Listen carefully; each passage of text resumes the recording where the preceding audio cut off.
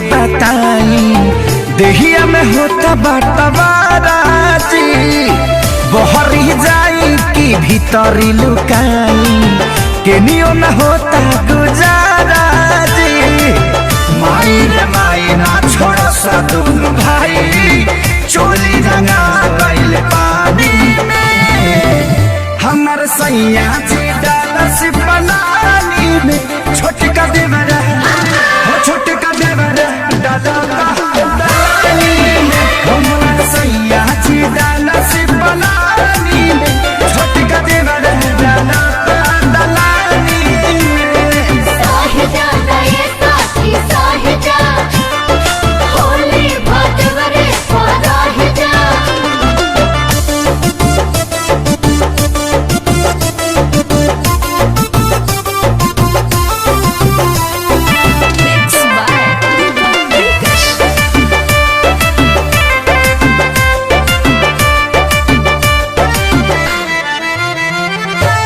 दहिया मर गईनी रंगवा से भर गईनी डबल मरद के फेरा में पड़ गईनी। हाय दहिया मर गईनी रंगवा से भर गईनी डबल मरद के फेरा में पड़ गईनी।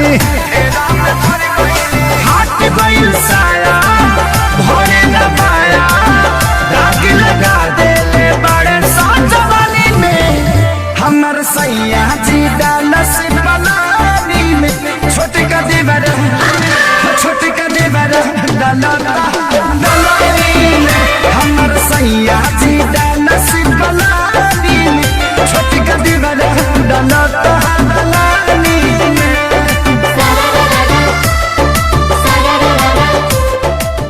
हेलो दोस्तों, मार्च महीने में बहुत सारे क्रिकेट मैच खेले जाते हैं जैसे international T20 tournament, one-day tournament और इस तरह फुटबॉल के भी कुछ इंटरेस्टिंग इवेंट होने वाले हैं। मेरे प्यारे फ्रेंड्स, 1xBet एक विश्वसनीय बुक मेकर है जिसमें आप तुरंत अपनी जीता हुआ पैसा रिसीव कर सकते हैं। यहाँ पर आप लोग स्पॉट्स पे बेट लगा सकते हो और मैच का रिजल्ट भी देख सकते हो।